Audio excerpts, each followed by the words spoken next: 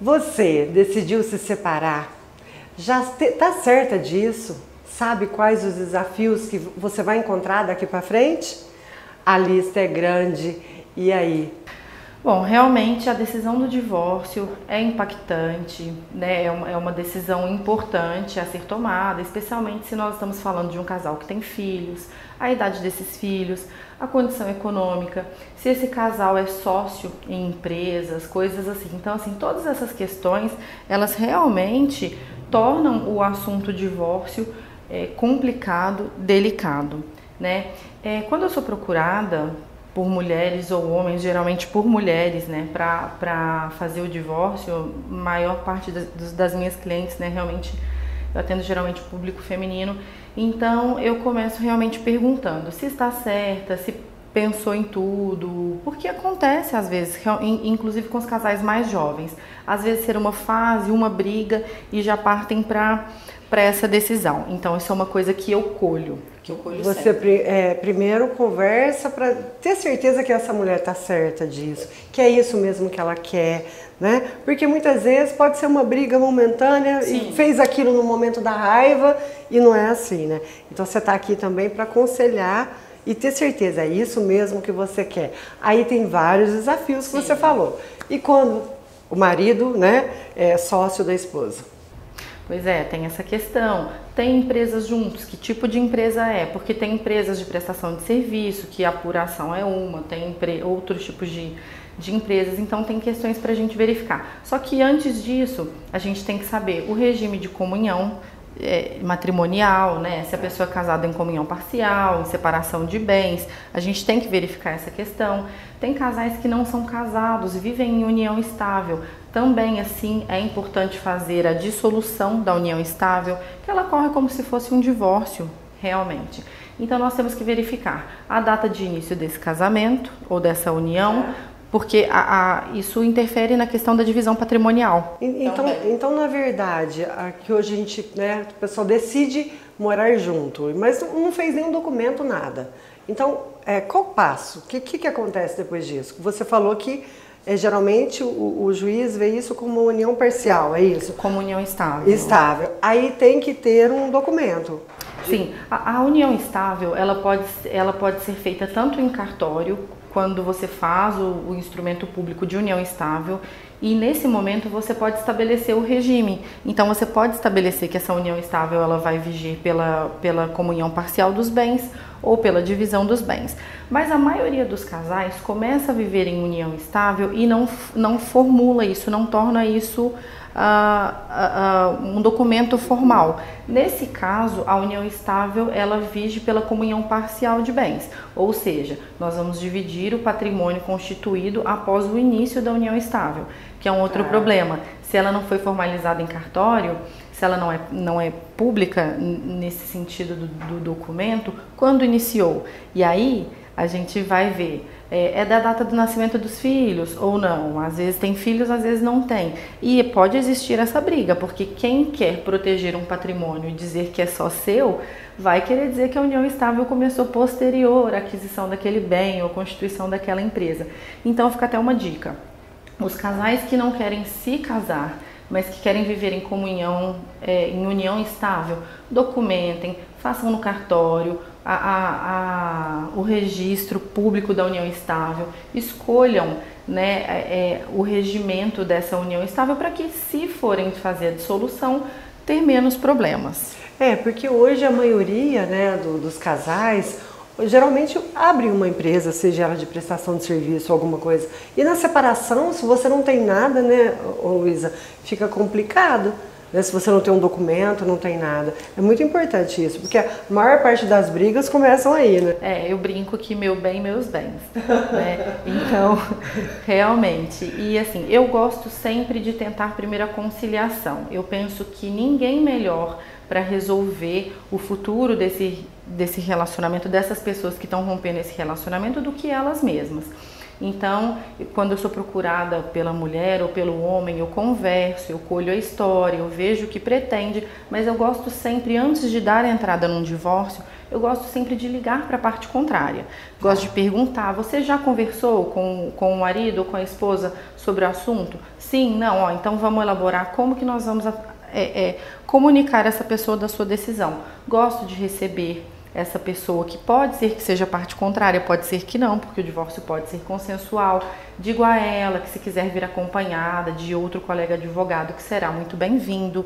Então eu gosto do diálogo. A primeira coisa para mim é o diálogo, é tentar encontrar os pontos comuns de interesse e os conflitantes. Eu fiquei 4 anos sem fazer um divórcio litigioso e eu falo isso de uma forma feliz, porque eu acho que é mais rápido para as pessoas, é mais rápido, você elimina sofrimento. Sempre tem uma conciliação. Sim. Ali, é o caminho mais fácil, na verdade. Mas muitas vezes não dá, porque às vezes há uma resistência de uma das partes, seja pela questão da guarda dos filhos, seja pela questão do valor dos alimentos, seja pela questão da divisão patrimonial.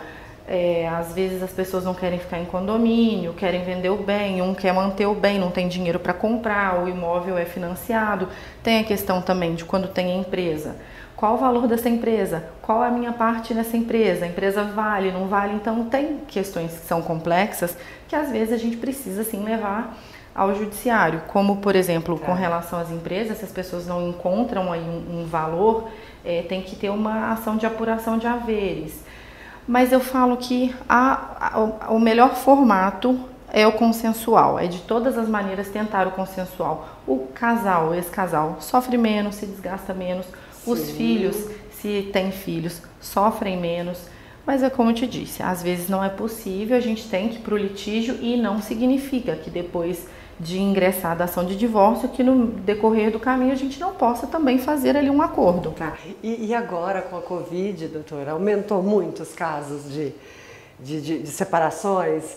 Porque os casais começaram a ficar mais juntos em casa, né, com a pandemia e com essa necessidade, né, de não ter contato com outras pessoas. E aí?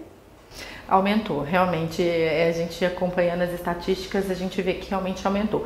Mas eu digo que não só por essa questão da convivência, onde a família está mais dentro de casa e ali a gente observa coisas que incomodam ou não, a questão do companheirismo, da parceria ou não, mas eu vejo que essa história da pandemia foi o momento que as pessoas utilizaram para ressignificar as suas vidas.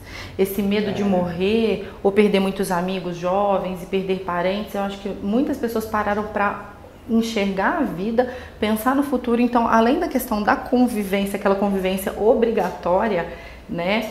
Eu acho que muitas pessoas pararam para pensar realmente no futuro, em como a vida é, e verificaram que aquele relacionamento estava acontecendo por uma questão de comodismo. Isso aconteceu de fato. Eu tive muitos relatos aqui no escritório.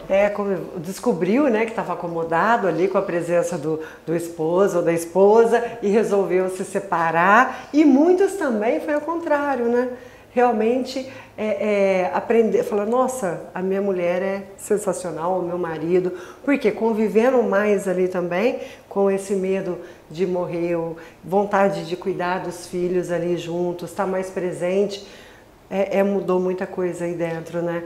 Da cabeça, do coração, dos sentimentos. Acho que a Covid trouxe isso. Também, algumas famílias, quando se colocaram ali dias e noites no mesmo lar, e às vezes o pai, que ficava mais ausente por conta do trabalho, passou a ficar mais em casa, de repente entendeu o tamanho do trabalho daquela esposa, de ficar esse trabalho diuturno, né, com a casa, com os filhos, passou a perceber que precisa participar mais.